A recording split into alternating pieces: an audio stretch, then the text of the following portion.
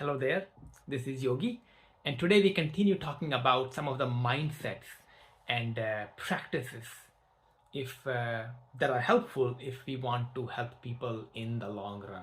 And today's mindset is speak from experience and speak of your experiments, not about the concepts. So we want to speak about our experience of what has worked or something we are experimenting that may or may not work, but not about the concept we have read or heard about. And many times people, including me, tell what we have heard works, not what we have tried or what we have seen working. There is a story of Mahatma Gandhi. A lady came to her that her son eats a lot of sugar, so can Mahatma Gandhi gave him some advice, and Mahatma Gandhi said, "Okay, come back after 2 weeks." And after 2 weeks, when she came back, the Gandhi just said, "Son, you should not eat sugar." And the woman was very upset, saying, "You could have said 2 weeks ago the same thing. I traveled so far." And Mahatma Gandhi said that 2 weeks ago I used to eat sugar myself, so I had to apply this advice myself. And I don't know if the story is true or not, but the intent of the story is that we gotta try things ourselves before we know there is some truth or some grain of truth to that advice. Now, many times things are easy to say, but much harder to do. Okay, and many times even if I can do it, you can do it, doesn't mean everybody else can do it, or sometimes other people can do it, we can't do it. Everybody has their own triggers and difficulties, so it's very important we listen to people we are helping. What is their difficulty?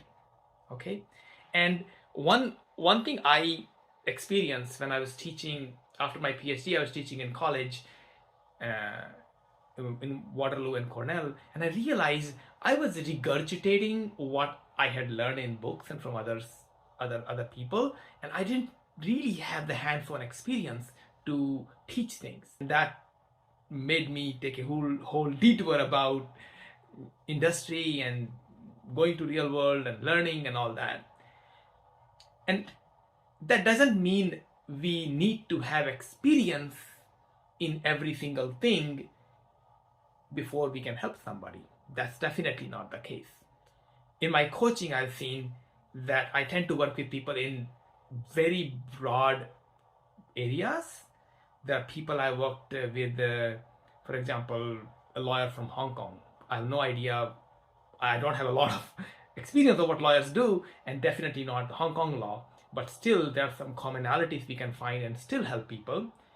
But one thing to be careful is to really know, is this something I've experienced with, or is this something I'm experimenting and I'm actually listening to people's struggles and finding some common pattern around psychology, or I'm giving advice about things they might sound good, but they are not based in reality. They're not based in experimentation.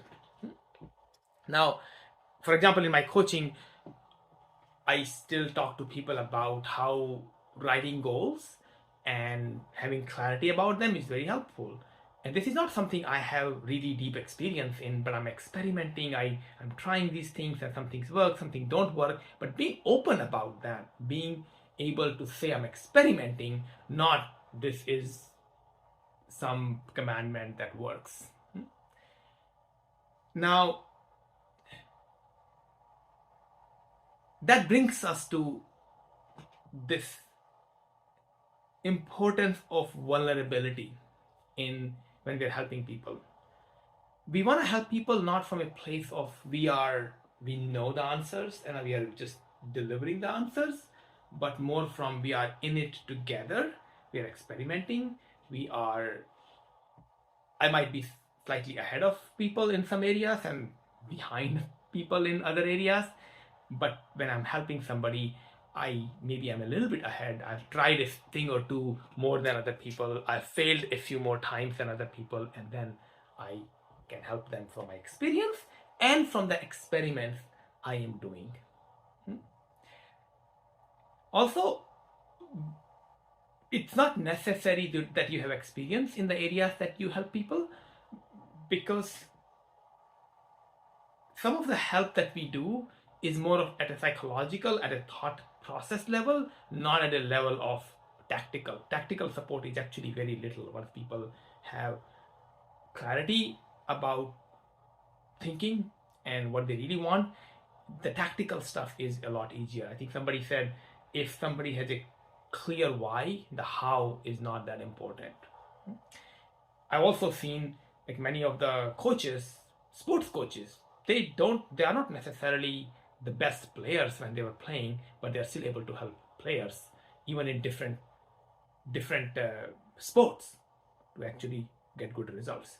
And this appreciation and awareness about what I can mentor people about and what I can coach people about, even without actually having an experience in their area of expertise.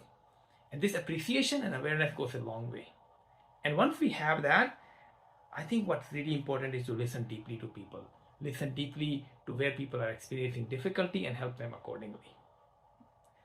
Now, if you don't listen, what will happen is that you will just ask them to try harder, you will bring your own biases to it, and that will not be helpful for people. If you're vulnerable, we bring our experiments, our experience to the table. They may or may not be applicable to people, and that's when we are listening to them. What is their difficulty? What is their unique challenge in a situation? And then offer something from that place of vulnerability and openness on the part of the person who is helping. So speaking about experience or experiment, we are speaking when we're helping people, we're speaking about our experience and we are speaking about our experiments, not about some high in the cloud concepts that we have heard about, a book we have read, or something we have heard on the grapevine. This works or this doesn't work. We want to speak about our experience and about our experiments, and that mindset is very helpful if you want to help people in the long run. Thank you for listening.